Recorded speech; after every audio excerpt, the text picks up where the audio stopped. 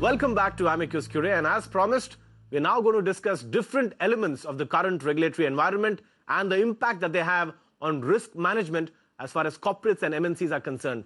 And of course, to throw more light on that front, we're joined by a very special guest, Anurag Jain, Market Development Head, Risk Business at Thomson Reuters. Anurag, thanks so much for taking out time and joining me on the show. Let's start off with the entire financial services sector, Anurag. And more specifically, we have issues like the banking reforms. Of course, that's very important because banks are looking to clean up all the bad assets. But more specifically, you have the bankruptcy code and the entire willful defaulter mechanism. What kind of an impact do you think these kind of reforms will have? We're focusing on is the transmission of monetary policy. So I think the government and the government should. Over the last 3 to 4 months, the amount of changes that we are foreseeing in the regulatory landscape in India is significant, and we have not foreseen that many changes over the last decade or so, in fact. But coming to bankruptcy and willful defaulters, I think on one side you're giving provisions for entrepreneurs and promoters for a clean exit, and I think which is very important for the overall growth of the economy and as well as the entire ecosystem, the business ecosystem to evolve in India. And on the other hand, you are making sure that willful defaulters are caught and put behind, are actually caught and put behind bars, right? So, but at the same time, there's a fine line between bankruptcy and the willful defaulters.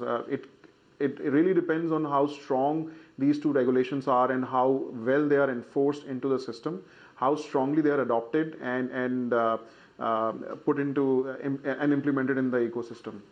All right, Anurag. Now let's talk about the Companies Act. And of course, there are several amendments that it has, not only for improved corporate governance, but also for risk management. How do you look at the rules of the game changing because of the Companies Act? So Companies Act, I think from the number of changes that we are foreseeing, I mean, this year there are 78 amendments coming in the Companies Act, and in fact it might go up to 100. I think those are significant amount of changes, and honestly, if you look at it from a corporation's perspective or an organization perspective, it would put them under a significant amount of pressure to adopt the new changes and adhere to the new requirements.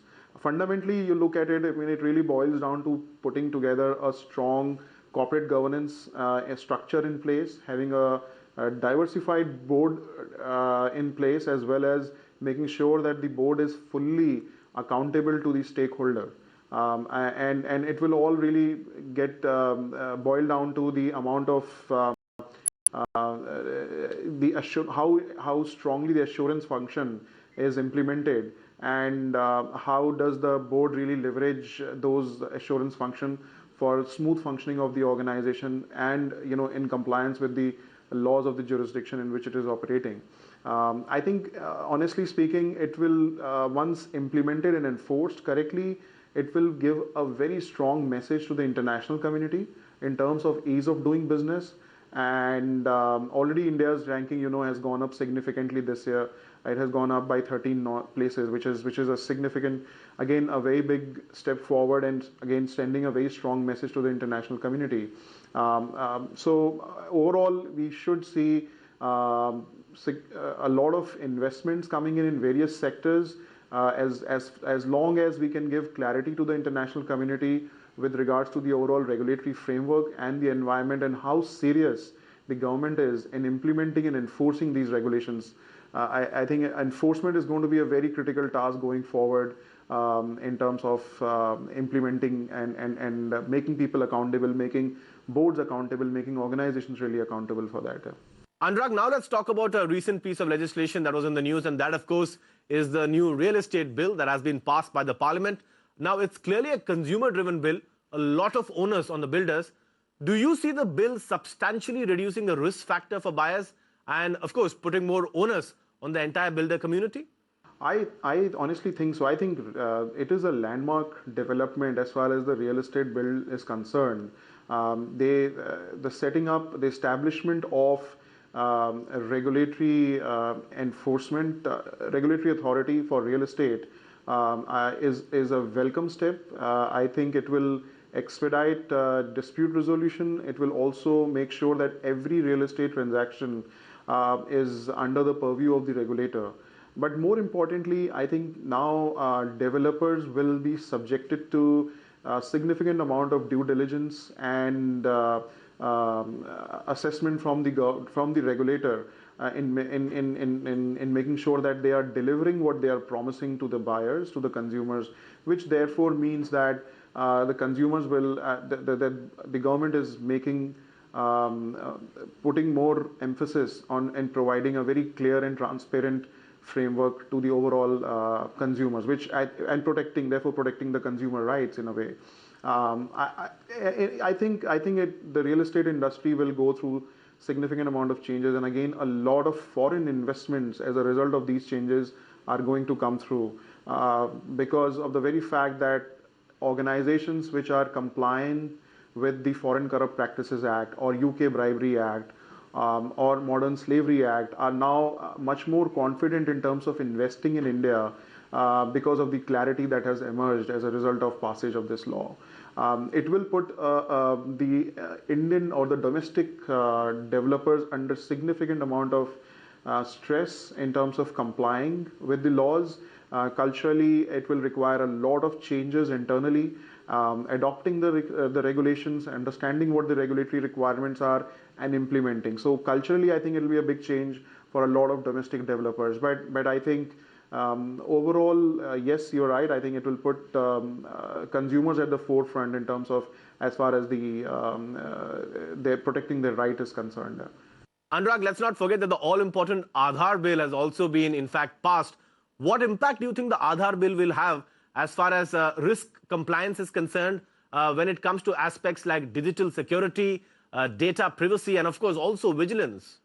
Right. So see, Aadhaar bill is definitely so there are 2 or 3 key issues surrounding Aadhaar bill. Number one is issues regarding the data privacy. So of course, on one hand, it gives very clear indication that the government is very serious in terms of passing on subsidies to the right set of people and passing it on at as fast as possible. So removing the middleman or the sort of free riders from the system, I think, which will work very well for the Indian economy as a whole. But how effective is the security aspect and the data privacy aspect? Because once the confidential data starts getting into the hands of private entities, how well equipped are they to handle these data? I think will become a very critical aspect. Secondly, I think from an intelligence and vigilance perspective, are these sort of so-called financial services or banks looking at leveraging this kind of data for improving their overall vigilance and for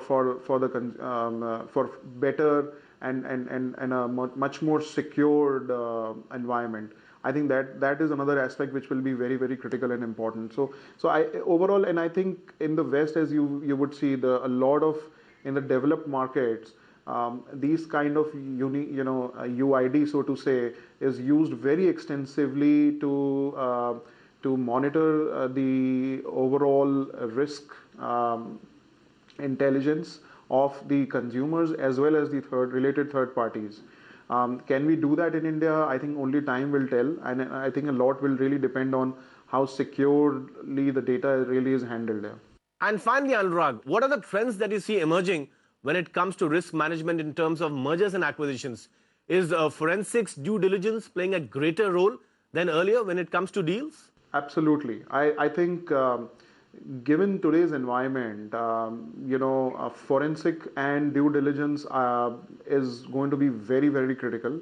It really depends on how well are we really looking at, from a forensic lens, how well are we really looking at the organization, the target entities, when we are really getting into any such transactions. It really depends. Today, it's not just about looking at the entity from a financial perspective or operational perspective or market structure, market perspective. It is also important to look at who are you really dealing with. It is important to understand the ultimate beneficiary and the ultimate ownership behind such transactions. What is the source of wealth? Where is the wealth really heading to? I think those are important aspects which will come to define the overall M&A transactions going forward. As such, as the due diligence, not just from a financial market business perspective, but also from a risk perspective, is going to be very, very important. Anurag, thanks so much for dropping by and sharing your perspective. On that note, it's now time for Around the World, where we get you interesting nuggets from overseas jurisdictions that have an impact on emerging economies like India. The US Treasury has revised the 2016 US Model Income Tax Convention with fresh provisions to curb double taxation. The OECD has released a draft proposing changes to the Model Tax Convention concerning treaty residents of pension funds. With that, it's a wrap on this edition of Amicus Curiae. This is Ashwin Mohan signing off. See you next week.